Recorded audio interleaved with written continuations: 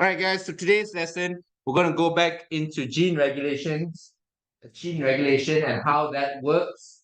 We're going to look at what the difference between structural and regulatory genes are, and you're going to talk about the steps involved with gene regulation, specifically to the TRP operon. So we're going to look at the operon, and then we're going to look at how gene regulation works together with the operon and how that comes together. Okay, there's two specific gene regulations that can happen when you talk about the operon. One is a repression that involves the repressor protein binding to the operator. Second is called attenuation. Attenuation is going to be really complicated. I'll tell you this now itself. It's going to involve a lot of steps that you need to remember. So just take that into account. So when you look at the study design and what they expect you to know about this, they basically want you to know the basic elements of gene regulation specific to the TRP of the tryptophan operon in prokaryotes and how that works as a process. So specifically, it's about the prokaryotic operon, the tryptophan operon, and how it is regulated. So there's two steps, repression and attenuation. Those two need to be very well known for this part of the test, this part of the content. So we've already done this yesterday, so I'm just going to skip past it. All right, so basically, I'm just going to go through a very quick summary of what we talked about yesterday so that we can spend more time on the hard stuff. Okay, so all the cells in your body, all the somatic cells, when I say somatic cells, that's basically every cell except your reproductive cells, right? Your sperm and your ovum, they are not counted as somatic cells, they are reproductive cells. Every other cell, right? Everything from your brain to your legs, your toenails, everything is your somatic cell, and all of those have the same DNA, the same recipe book to make all the recipes that your body needs. The problem is that not all the recipes are needed everywhere. Certain parts of your body needs very specific recipes, right? For example, if you look at the proteins needed by your muscles, it's going to be very different compared to the proteins needed by your nerves, right? They are very different things and their mode of action is very different. So the proteins they need is going to be very different as well. But they have to use the same recipe book.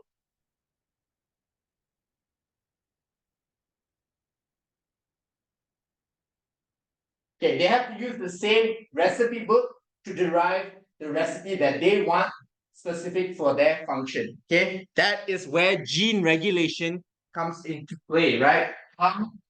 The recipe book is regulated such that only the gene that we want is expressed. That is all about gene regulation. So gene regulation specifically happens through regulatory proteins, okay? There are two regulatory proteins that you guys will need to remember. We'll look at that in a bit.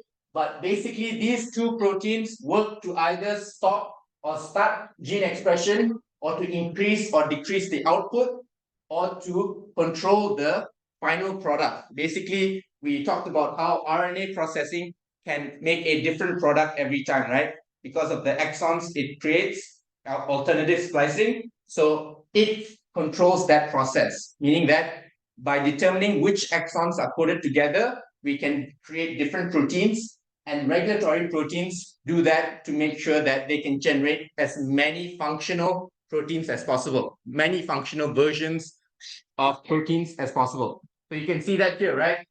Even though the sequence is the same, the fact that they have different exons being used creates different proteins for different functions altogether. Even though the sequence itself is still the same, the fact that the exons are being chosen like that separately, it will create a different protein altogether. So this can be very important to generate the many proteins existing in a body, right? So, like I said, there are two regulatory proteins that you guys need to be aware of. One is called the repressor protein. The other one is called the activated protein. The repressor protein is the one that you guys need to really focus on because that's the one that's used in prokaryotes. For eukaryotes, we have the activated protein. That is not going to be a big priority for you guys to know, but I still advise you guys to remember that activator proteins are a part of a regulatory protein. In case they ask you a question, to state the number of as many regulatory proteins as you can. Okay, so these proteins have to be expressed the same way as any protein does, right? Because they're a protein, they had to be transcribed from a gene and then translated into a protein. That's where we have something known as a regulatory gene. So these genes are usually going to be located within 1,000 base pair of the operon, right? So you can see here, if this is the operon, around 1,000 base pairs, either upstream or downstream, you'll find this two things. One is a regulatory gene and also a regulatory promoter. These are separate from the gene itself, okay? Remember that these are functioning differently and will not get affected by this gene at all, right? They influence the expression of that gene, but these will be made separately in a process similar to the other genes as well, but it's made for a different purpose, right? It's made to control the expression. So always disassociate the idea of the structural genes with the regulatory genes, okay? They're different things. It's just that the proteins made by the regulatory genes play into the function of the operon, okay? So you have to be able to state that they are different structures. The regulatory genes and the structural genes, they're different structures. They're located far apart from each other. It's just that the protein made by the regulatory gene plays into the expression of the operon, okay? And each regulatory gene creates a specific regulatory protein, right, for that operon. Not all regulatory genes are going to create the same repressor protein. Each repressor protein is going to look different depending on what gene it's trying to repress. All right, let's have a look here, right? So like I said, the regulatory gene, wait.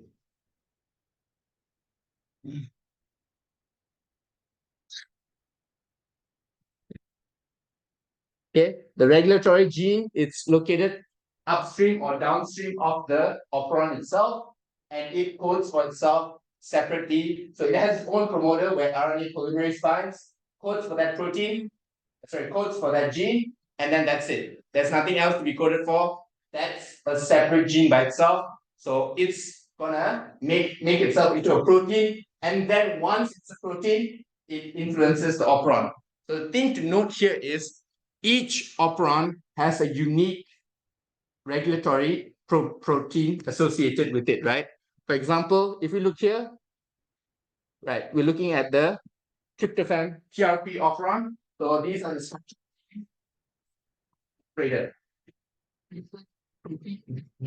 protein, but this repressor protein is shaped in a way that allows only tryptophan to bind to it, because this regulatory gene is specific to this operon.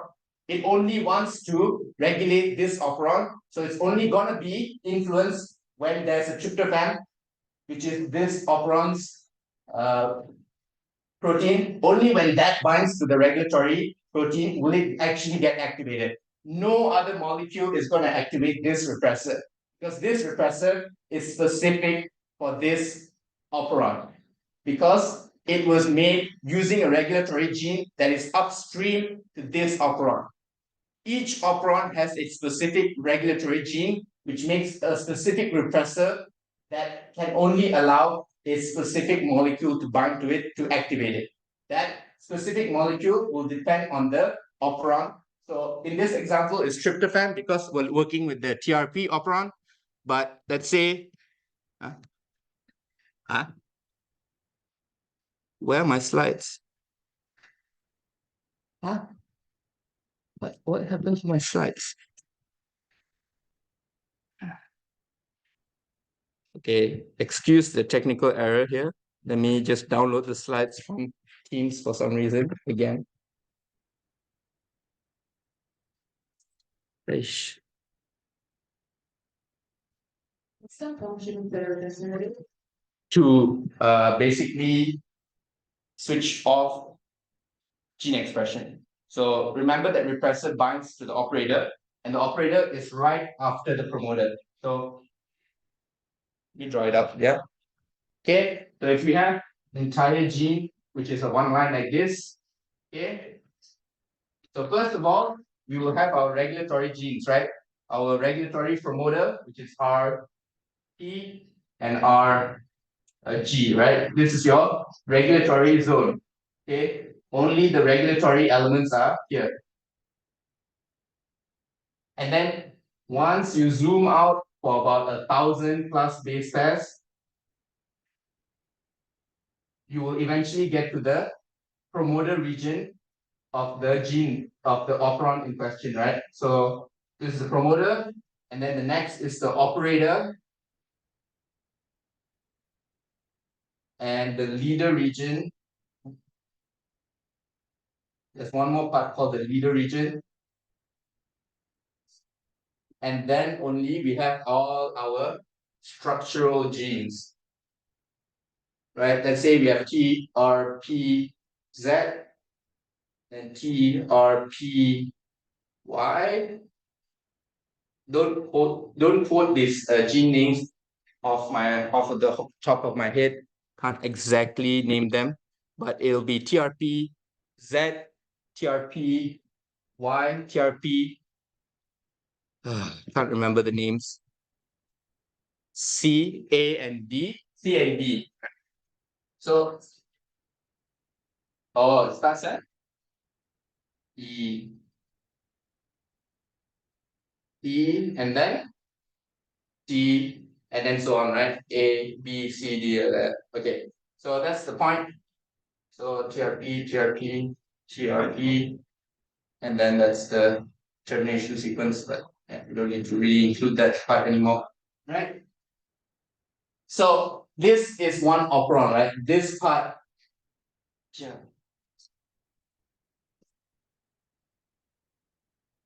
This part here, that is the operon. So notice that the operon does not include the regulatory elements, okay? This is important to note because that has been a very big confusion for a lot of people. People assume that the operon includes the regulatory parts, but that is not the case. So yeah, we have the operons made up of one promoter, one operator, one leader region, and then the structural genes, okay? Make sure to know the difference between a regulatory gene and a structural genes. And also note that structural genes, there are multiple of them because they all share a common function or they support one common function. Okay, so if they ever ask why are there multiple structural genes, you would state that they all support a major function such that they're located on one operon. So you wouldn't necessarily say that they're building one complex molecule. That's not always the case. Sometimes it can be just that they make multiple proteins that all work for the same function, right? They support one primary function. But sometimes it can be also to code for a bigger molecule as well. So depending on that, it can be different. So the best thing to state is that they share a common purpose. That's all you need to talk about, is that they share a common purpose. That's why they're called structural genes. Okay. So like I said, the repressor is very specific to a molecule that is produced by an operon. So in this example, it's tryptophan. Only when tryptophan binds to the repressor does it get activated. When a repressor gets activated, it will bind to the operator. Always remember, repressors will only bind to the operator region. They won't move as well. They're basically just going to latch on and act as a obstacle to prevent RNA polymerase from going past it, right? So think of it like this. When the repressor binds to the operator, it creates a block, right? So tryptophan has bound to it. T is it, is the repressor. Okay, once the repressor is bound, the RNA polymerase, once it binds to this RNA polymerase, it cannot go, right? Because the path is being blocked, so it actually can't get to the structural genes. That's why transcription is being blocked. when the repressor binds to the operator, it acts as a barrier to prevent RNA polymerase from going past it. So that's how transcription is then stopped. That happens only when there is a lot of tryptophan, because like I said, only when the tryptophan binds to the repressor, it gets operator. So it's a negative feedback loop where when there's too much tryptophan, it will create a system to stop it from making more, a negative feedback loop. Okay. If there isn't enough tryptophan, the repressor does not get activated and the polymerase can continue on to make the actual protein. Okay. That's what we call a negative feedback loop. You guys will be looking at a lot of negative feedback loops throughout this year. Always remember why it's called a negative feedback loop. All right, what time is it? We're running out of time. Need to pick up the pace.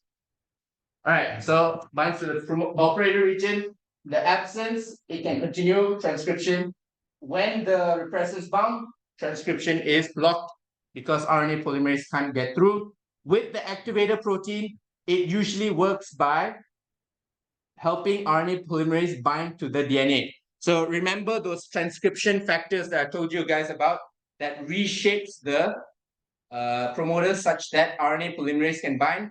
This is where those those transcription factors are coming from. The activators, right? Those activators and transcription factors work together to activate the eukaryotic gene for transcription. But you guys don't need to worry about that a lot.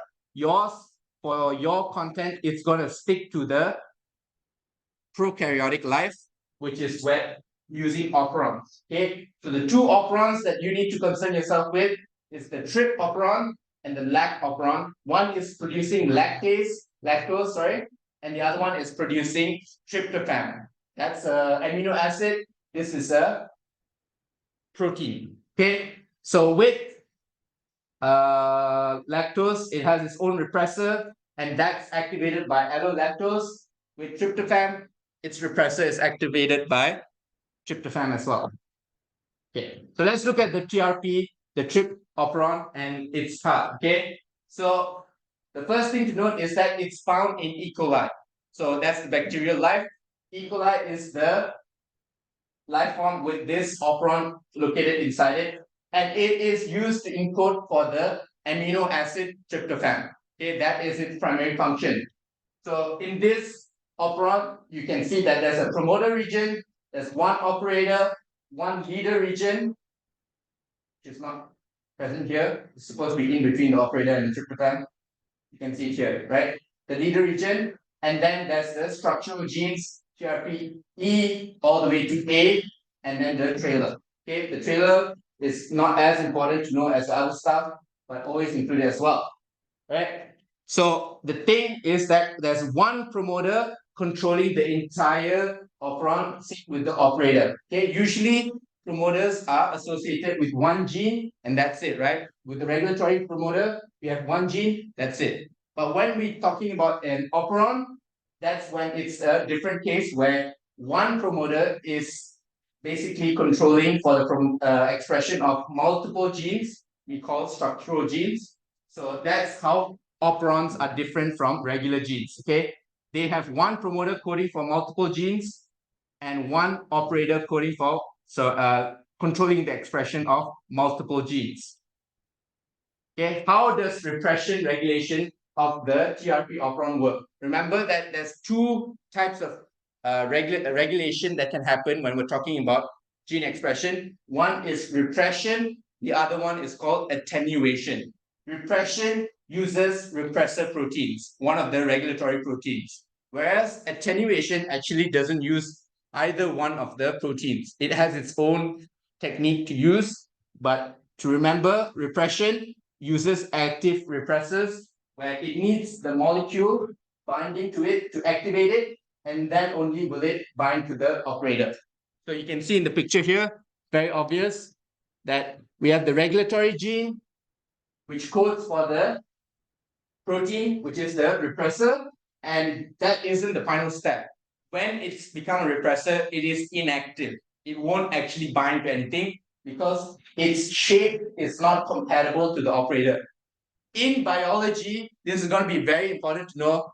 In biology, things only bind to each other if their shape matches. It's the same with enzymes, the shape is the same with pretty much any biomolecule. Only if their shapes match can they bind to each other. Even if the shape is slightly off, they don't bind, meaning that it is inactive. When the tryptophan binds to the repressor, it actually structurally changes it, right? So the word that you're looking for is that it undergoes conformational change. Okay, that is the proper way to say it. When the tryptophan binds to the inactive repressor, it undergoes conformational change to become an active repressor, which then allows it to bind to the operator and prevent expression from happening. It's a simple technique, but it's going to be very essential to allow for control and regulation of how much tryptophan is made in the cell. Any questions about this part yet? All right. So far, it's the easy part. Now starts the very fun attenuation. All right. This is the second mode of tryptophan regulation, and it relies on the concentration of intracellular tryptophan. So same thing with the repressor. The fact that there's a lot of tryptophan is what causes the repressor to get activated. It's the same thing here. Okay, because there's a lot of tryptophan, this regulation will become activated, but it does not need a separate protein like a repressor anymore. It works by basically by reading two pairs on the TRP codons on the mRNA molecule. So what are some crucial information you need to know about attenuation? First thing, for attenuation to happen, transcription and translation needs to be happening at the same time. So that's going to be a very confusing idea to think about. How does transcription and translation happen at the same time, right? So for that to happen, it needs to look a certain something like this, right? So we know, what does RNA polymerase do? Does it transcribe or translate? Janita, RNA polymerase, does it transcribe or translate? Transcribe, right? RNA polymerase creates a mRNA copy of the DNA. What about ribosome? Nani? It translates. It creates the protein using the mRNA molecule. So you see here, they're not showing the part where it's both of them. All right, let me show you the other picture.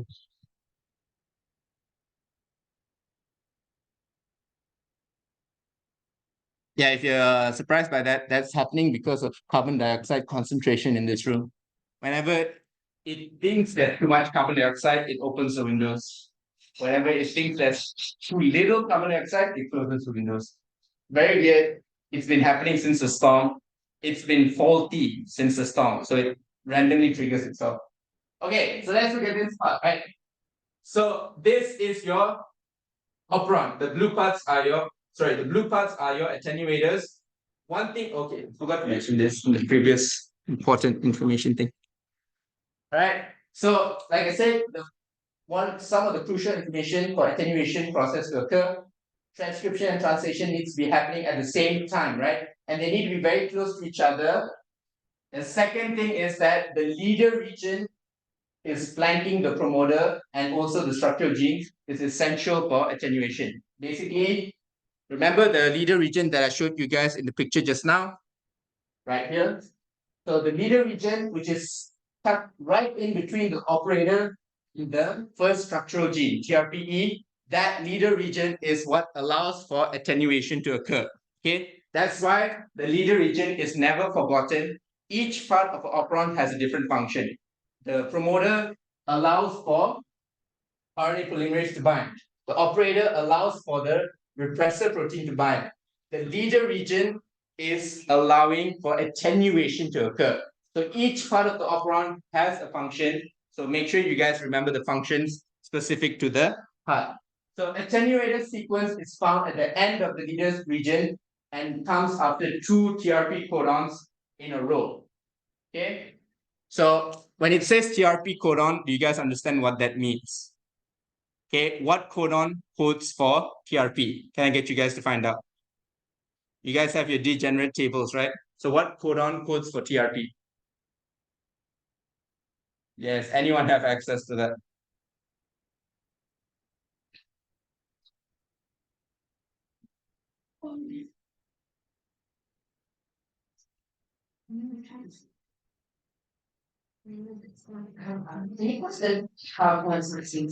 Sure. I think it'll take too long for you guys to find out, and we're running out of time, so I'm just going to move on with this. All right. So the process of, right, there's two modes of action, right? Attenuation can happen when there's too much tryptophan and also when there's too little tryptophan. So when tryptophan is high, this type of attenuation happens where it actually basically stops the translation of tryptophan from occurring. So it, as you would assume, when there's too much tryptophan, attenuation makes it such that there's no more tryptophan being made. When there's too little tryptophan, attenuation makes sure that tryptophan is continuously produced. It's very intuitive in that sense that you know what attenuation is trying to do depending on what molecule we have a lot of. If we have a lot of it, attenuation will be trying to stop translation from occurring. If we have a little amount of tryptophan, attenuation will be working to make sure we make more tryptophan. Okay, so let's talk about how attenuation stops translation of tryptophan when there's too much of it, right? First, like I said, both translation and transcription needs to be happening at the same time, as you can see here, right? RNA polymerase makes a mRNA copy of the gene, and at the same time, ribosome is binding to that mRNA and making another protein. Protein from that. Okay, these two are happening at the same time, and they're happening in very close proximity to each other. Only when these conditions are met, right? When both of them are happening at the same time, close to each other, and also it's happening in the leader region, that's the only time that attenuation can occur. Okay, this is important to make note because those are very crucial steps for attenuation to be able to happen. Okay, so that's happening. Next step is the ribosome involved in the translation arrives at the two tryptophan codon in a row, right? So that would be in this picture here. Okay, so in this picture here, the ribosome is getting to the part, the two tryptophan codons, which is located in the mRNA copy. Okay, when it gets to that two codon part, this causes the mRNA molecule being read by the ribosome to fold in a specific way via the hydrogen bonds, forming a termination hairpin. Okay, so basically, because the ribosome read those two, even better. Because the ribosome here, this ribosome, it read two TRP codons back to back. When it reads that, it's basically a signal or a trigger for the terminator hairpin to start forming. Remember that this terminator hairpin is in between the RNA polymerase and the ribosome. It's happening within the mRNA molecule itself, where it actually conforms into a hairpin loop that acts as a terminator hairpin. Okay, this only can happen because of the hydrogen bonds that exist between the bases that are located in this terminator hairpin. Okay, because they have a hydrogen bond forming in between them, they can start to form a terminator hairpin. Once that terminator hairpin is formed, it forces the mRNA molecule to separate itself from the template DNA at the attenuator sequence. Okay, remember the attenuator sequence is the leader region, and when it's going past that, that's when attenuation can happen. Okay, so if we go through the steps again, the RNA polymerase is going through the attenuation sequence while the ribosome is making a functional protein. While it's doing that, eventually the ribosome detects two TRP codons back to back. It happens back to back.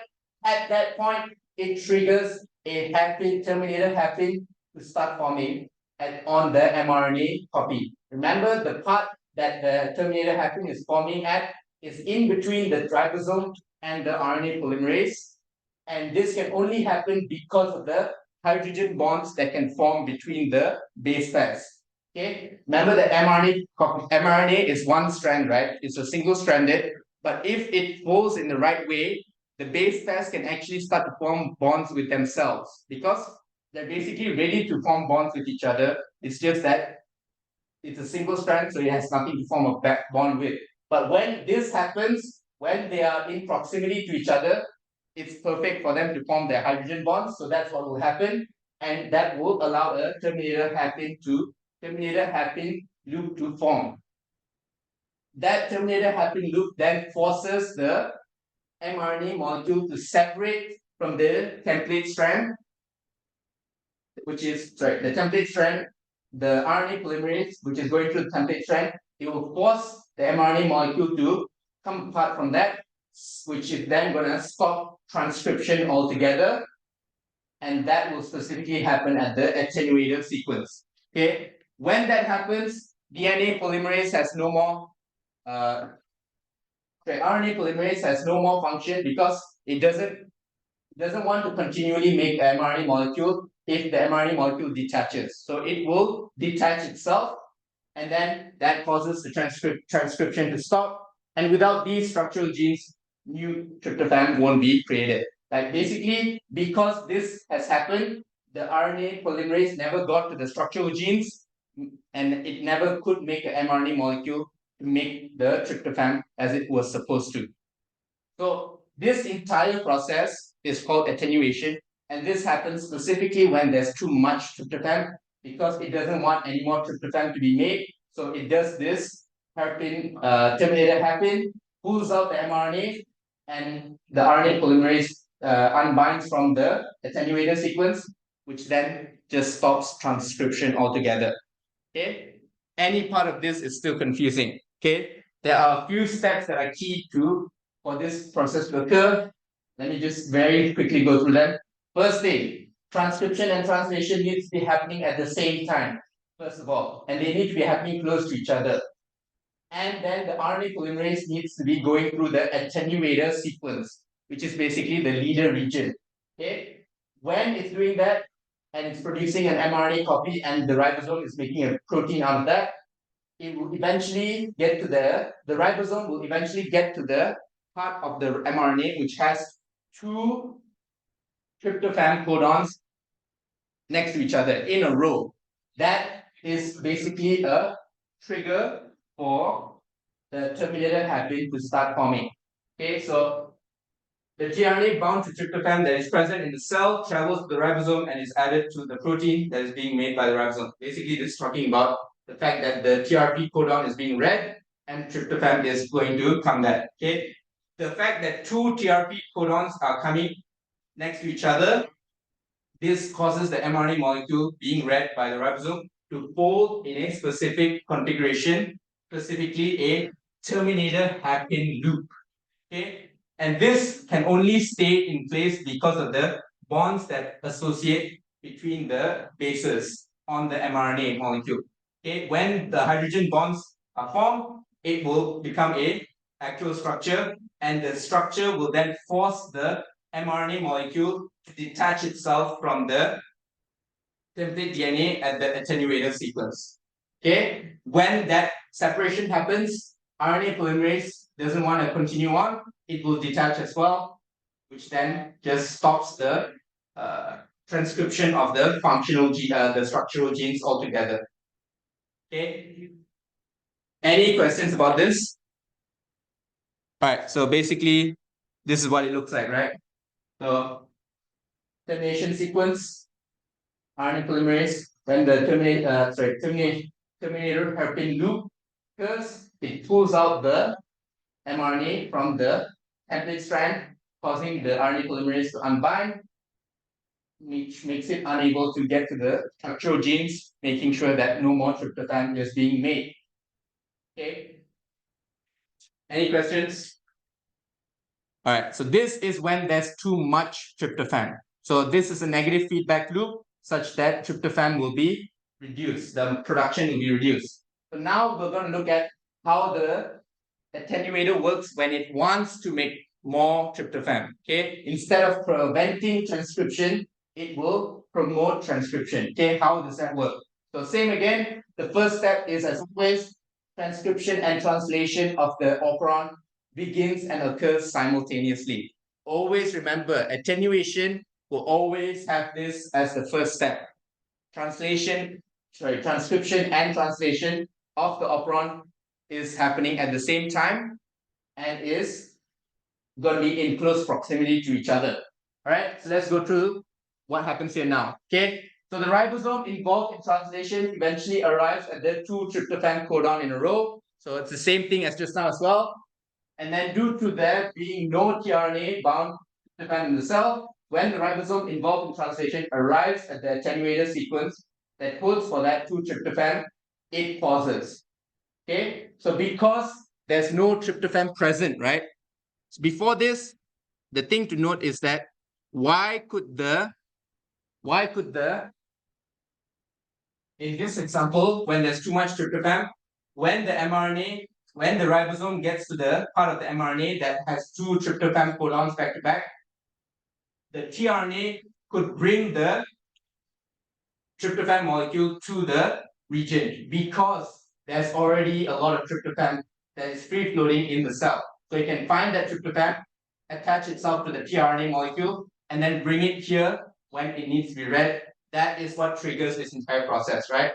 But what is different from this and the other one is that when the ribosome gets to the 2 codons back to back for tryptophan, it arrives there, but due to there being no tRNA bound tryptophan, basically there's no tryptophan floating around in the cytoplasm, so tRNA can't bind itself to that, and since it can't do that, there are no tRNAs that are bound to tryptophan in the cell, and when the ribosome gets to that part, no tryptophan comes to that, no tRNA comes to that region because there's no tryptophan being made. So the tRNA has nothing to do. So at that point, it pauses, right? So the translation is actually paused. As you can see here in the picture, this is when the translation is paused because no tRNA molecules can come to bring the tryptophan because there isn't any tryptophan present in the entire cell. So that's how it knows whether tryptophan is there or not. This attenuated sequence differentiates whether there's too much tryptophan or whether there's no tryptophan at this step, whether there's tRNA molecules coming there. If there are tRNA molecules coming there carrying tryptophan, it's a signal that there's too much tryptophan. If there are no tryptophan molecules, so no tRNA molecules carrying tryptophan coming when they're at the 2 codons, that is a sign that there isn't any tryptophan present in the entire cell. So that's how it differentiates what it needs to do in terms of attenuation. Okay, so once it pauses, RNA polymerase will continue along the DNA, continuing its transcription. Since it's doing that while the translation is paused, what happens is mRNA molecule will pull in a specific way via the hydrogen bonds to form an anti-terminated hairpin loop.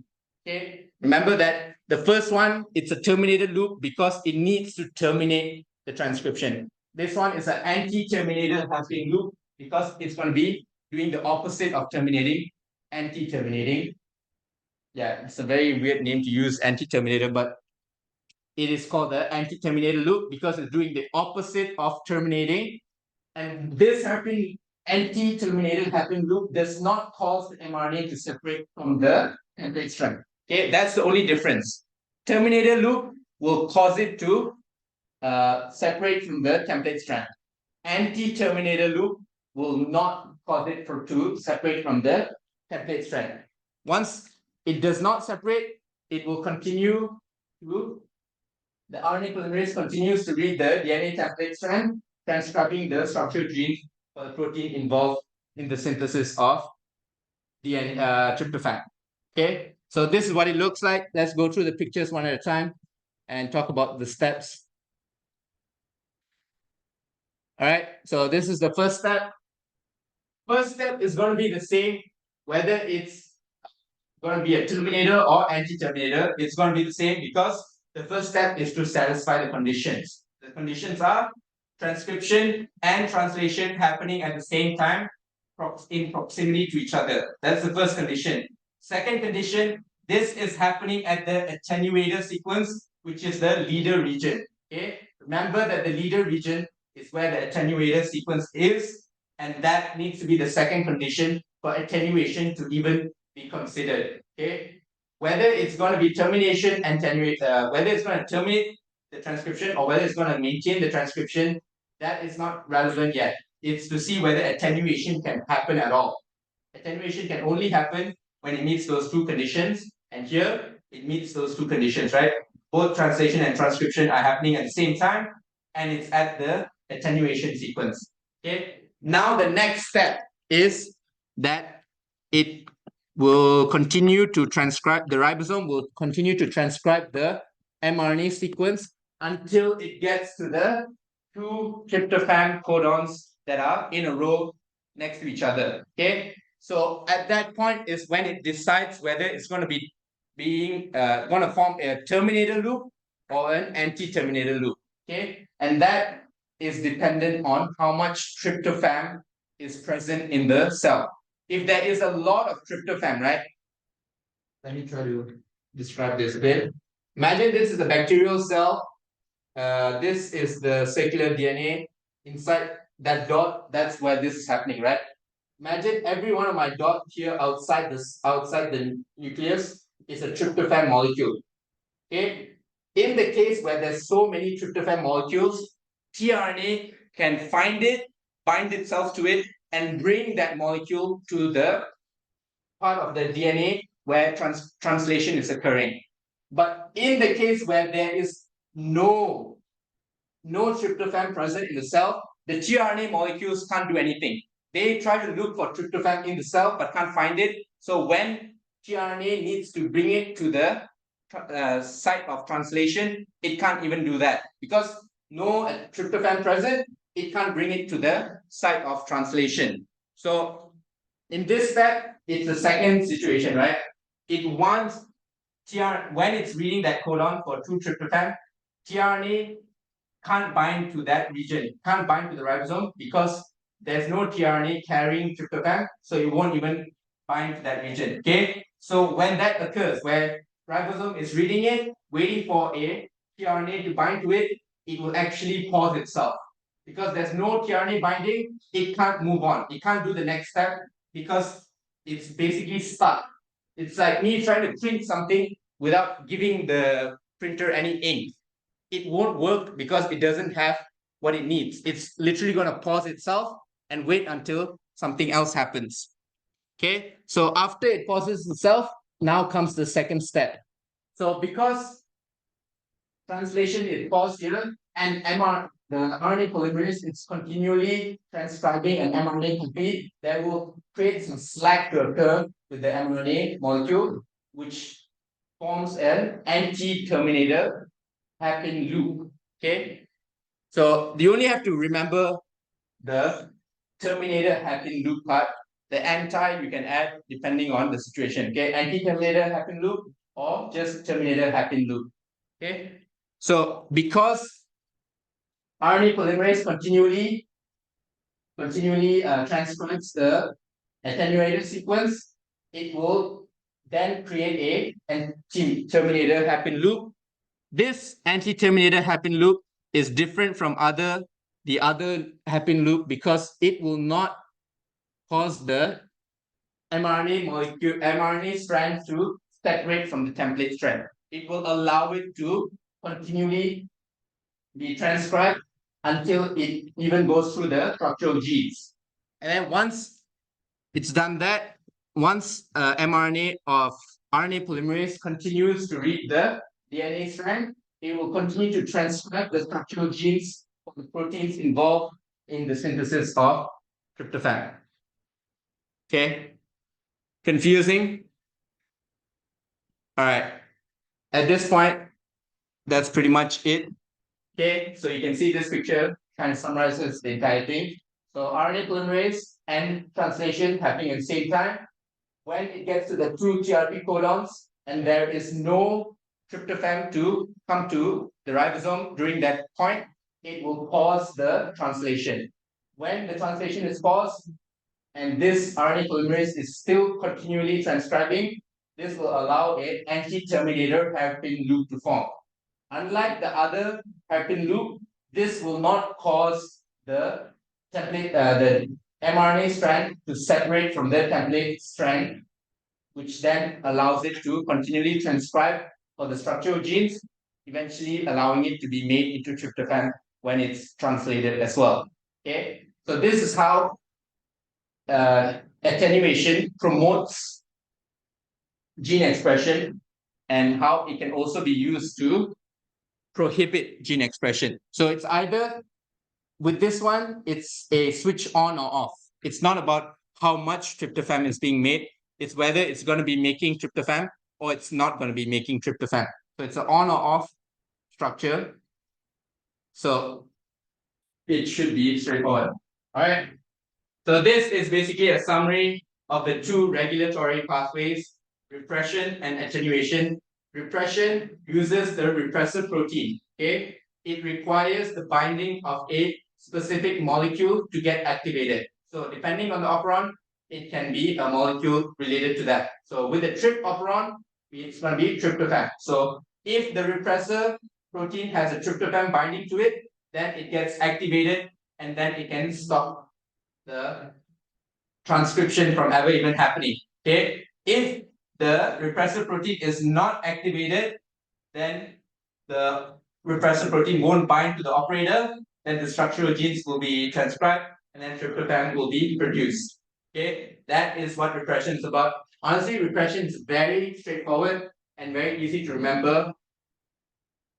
As long as there's no barrier for RNA polymerase to get through, it will transcribe. When the repressor binds to the operator, it acts as a barrier, which then prohibits transcription from occurring.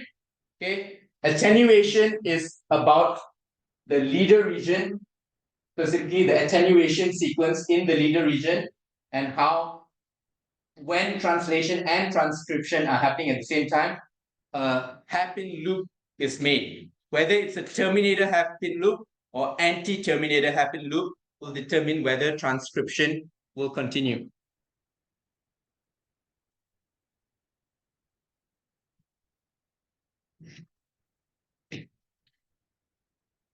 Okay, I know it's not great.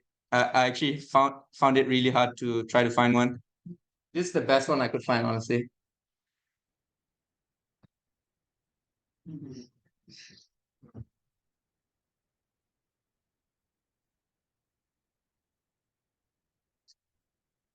Same.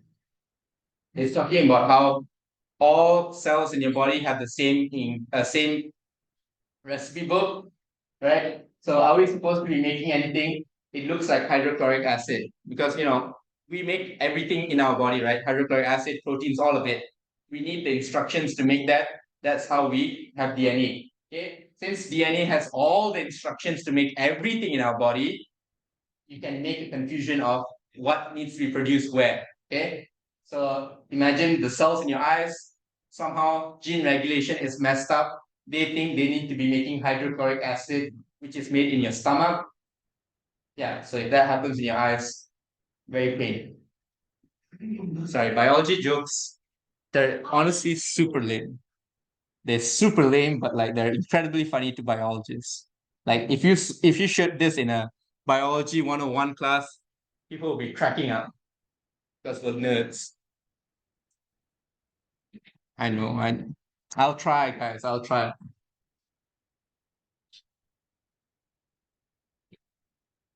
Sorry, I'm too serious. Look, which is weird because I don't think I'm that serious, but cool. Being cool is cool. All right. You guys have about 15 minutes left. What I'm gonna get you guys to do is, do you guys have the worksheets that I gave you guys as homework last week? Please take it out. All right, the homework that was given last week. And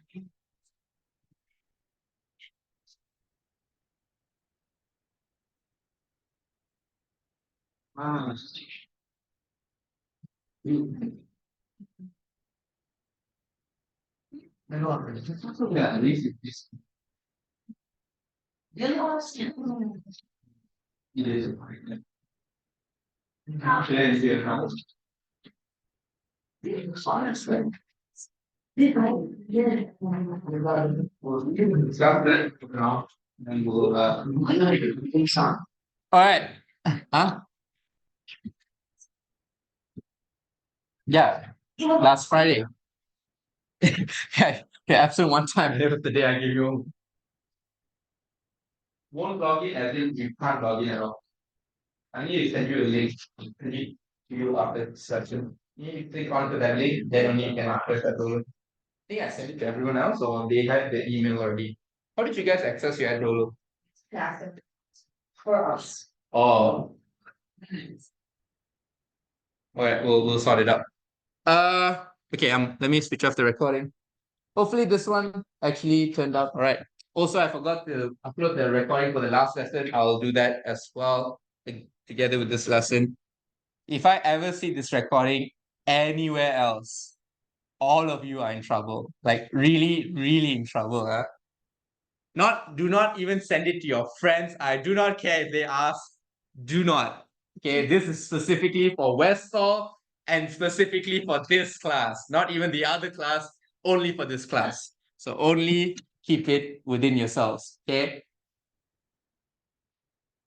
There are other class. Okay, fine. You can help the other class. You can share it with them. Oh God, the cringe. Can't even. Not even my students. That's much more cringe worthy.